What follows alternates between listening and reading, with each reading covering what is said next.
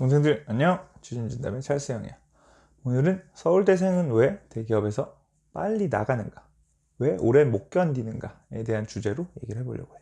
이거는 꼭 뭐 비단 서울대생에 대한 얘기이기도 하지만 꼭 비단 서울대생뿐만 아니라 이러이러한 사람, 이러이러한 유형의 성격을 가진 사람, 이러이러한 어떤 성향을 가진 사람들은 대기업 생활에 좀 적합하지 않다라는 내용으로 이해를 해도 될 것 같아. 자, 그러면은 흔히들 얘기하는 서울대생은 왜 대기업 못 다닐까? 사실 형도 대기업 처음 입사할 때 그런 것 때문에 오히려 뭐 서울대생을 안 뽑는다, 아니면은 뭐 뽑아도 나간다더라, 그래서 선호하지 않는다더라, 뭐 이런 얘기를 많이 들었었거든.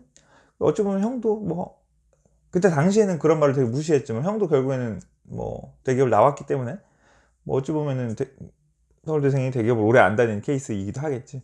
그래서 사람들이 이렇게 생각하는 첫 번째 이유는 뭘까?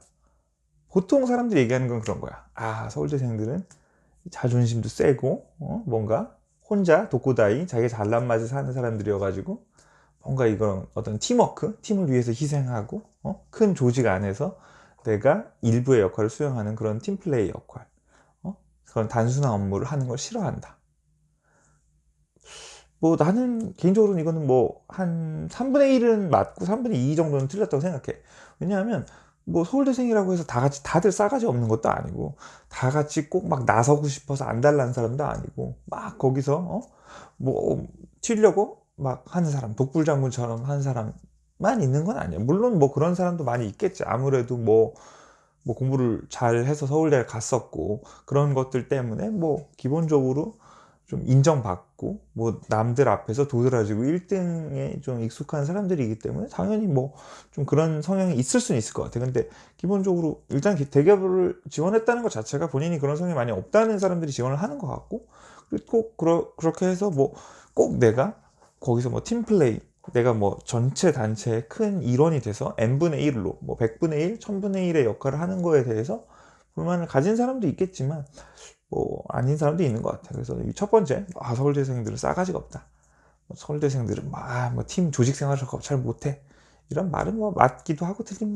부분이 있는 것 같다. 조직 생활에 대한 부분은 나는 그렇게 생각을 하고, 두 번째는 사람들이 뭐 얘기하는 거이기도 하고 나도 좀 맞다고 생각하는 이유 중에 하나인데, 서울대생은 그 업무에 대한 눈높이가 되게 높다는 거야. 그럼 이거는 뭐 여러 가지가 있는 것 같아. 첫 번째로는 일단은 자기 주변, 사실 사람이 다 무슨 일을 하게 되면 다 주변과 비교를 하게 되잖아. 근데 솔직히 말해서 뭐 대기업을 간 사람도 있지만 막 전문직을 한다거나 뭐 판사, 변호사, 무슨 사자 돌림 뭐 이런 걸 하는 사람들, 아니면 뭐 고시 공부를 해가지고 이제 뭐 5급 공무원이 되는 사람들, 뭐 회계사 이런 것들 사자 돌림하는 사람들, 아니면 뭐 막 여의도 금융계에 가가지고 뭐 되게 어린 나이에 큰 돈을 굴린다거나 큰 연봉을 받는다거나 하는 사람들이 주변에 많을 수밖에 없어. 그지? 근데 그런 사람들이 주변에 많다 보니까 계속 비교를 하게 되는 거야. 나는 뭐 어린 나이에 나도, 최근 뭐 내 친구인데 쟤 뭐 나보다 학점도 안 좋고 병신인데 막 뭐 연봉 얼마 받았다, 아니면 뭐 무슨 이러이러한 뭐 예를 들어서 뭐 행정부에 가가지고 무슨 이런 직책을 맡았다, 무슨 어디 가가지고 판사를 하고 있다더라, 뭐 이런 권력이든, 그것이 권력이든 뭐 금전적인 부분이든 뭔가 명예든, 이런 것들에 대해서 좀 잘 나가는 사람들이 솔직히 많을 수밖에 없을 거잖아, 그지? 근데 그러다 보면 그런 사람들이랑 비교를 하게 되는 거야. 근데 사실 대기업은 어때? 어찌 보면은 특히나 뭐 밑에 레벨일 때 1년 차부터 뭐 거의 내가 봤을 때는 10년 차까지는 그냥 어쩌면 큰 조직 안에서 되게 작은 역할을 맡으면서 수행하는 거겠지. 근데 그러다 보니까 특히나 주니어 레벨에서는 나는 뭐 그냥 뭐 부장님이 시켜서 뭐 복사하고 뭐 엑셀 정리하고 뭐 그런 거 하다가도 혼도 나고, 어쩌면 큰 조직에서의 되게 작은 역할을 수행하고 있는데, 근데 주변인들은 뭐 이렇게 직함 가지고 있다 하는 비교가 되겠지. 그러다 보니까 자연스럽게 나도 더 좀 많은 권한을 가진 일을 하고 싶은데, 아니면 뭐 나도 좀 더 명예를 누리고 싶은데, 좀 더 많은 부를 누리고 싶은데, 이런 어찌 보면은 다른 생각들을 많이 하게 될 수밖에 없는 것 같아. 그리고 어찌 보면 또 그게 비단 다른 사람들을 뭐 봐서 그런 것도 있겠지만, 어찌 보면은 뭐 어려서부터 계속 인정받아 왔었던, 좀 능력이 있다고, 스스로가 능력이 있다라는 자신감을 좀 가진 사람들이기 때문에 나도 저만큼 할 수 있는데, 저런 기회는 나도 얻을 수 있는데 라는 그런 생각을 하게 또 마련인 거지. 그러다 보니까 어찌 보면은 좀 더 업무에 대한 욕심, 내가 좀 더 많은 권한을 가지고 싶고, 좀 더 많은 자율성을 가지고 싶고, 좀 더 많은 연봉도 받고 싶고, 좀 더 많은 어찌 보면은 명예, 부를 누리고 싶은데, 사실은 대기업이라는 거 조직 자체가 굉장히 긴 시간을 두고 승부를 봐야 되는 조직이잖아. 어찌 보면은 긴 기다림의 시간이란 말이야. 그래서 뭐 그런 측면에서 많이 기다리기가 싫어지는, 많이 기다리지 못하는 그런 상황이 있는 것 같아. 나는 그래서 뭐 처음에 입사했었을 때는 그런 막 사람들이 얘기를 하잖아. 아, 대기업의 꽃은 임원이다. 그러면은 뭐 사람들이 다 이제 뭐 삼성 갔다, 두산 갔다, 뭐 어디 현대 갔다 이러면 뭐 임원이 되기 위해서 한다라고 생각하고, 당연히 나도 그런 목표를 가지고 했었는데, 뭐 내가 있었던 조직만 해도 뭐 직원 30명에 임원 1명 정도 있는 조직이었거든. 그럼 내가 임원을 달 확률은 아주 간단히 생각하면 30분의 1이잖아. 그지? 근데 막상 생각해보면 그렇진 않았던 것 같아. 일단 내가 임원의 후보자가 될 때까지가 뭐 거의 한 15년 정도는 최소한 다녀야 될 거라고.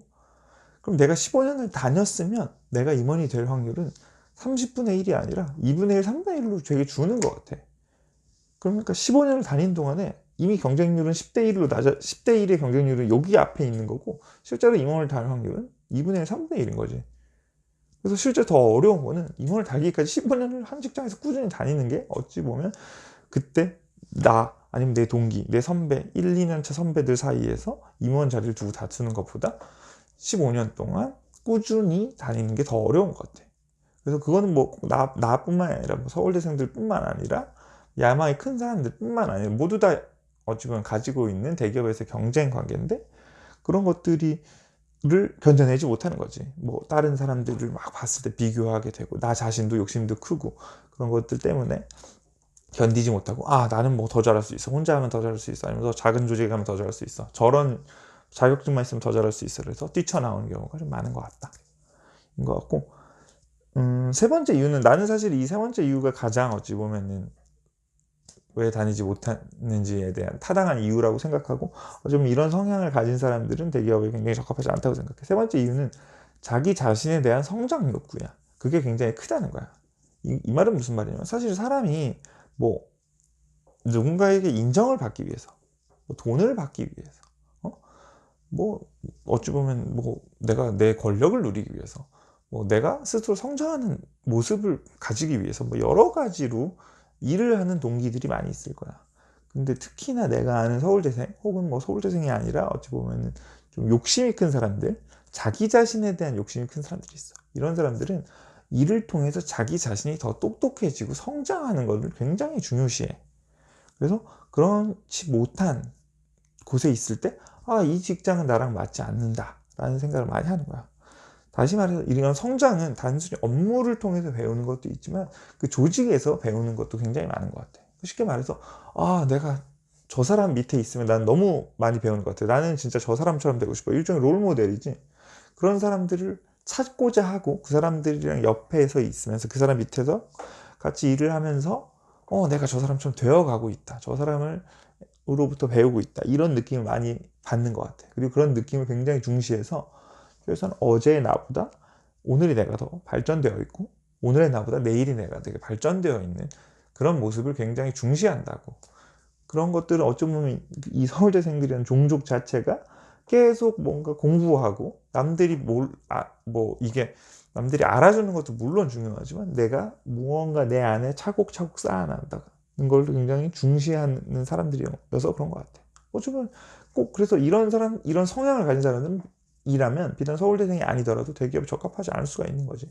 대기업은 기본적으로 뭐 아주 뛰어난 개인도 물론 들어오지. 그렇지만 기본적으로 뛰어난 개인의 역량을 발휘한다기보다는 조직으로서의 역량을 발휘하는 시스템의 역량이 굉장히 중시되는 곳이잖아.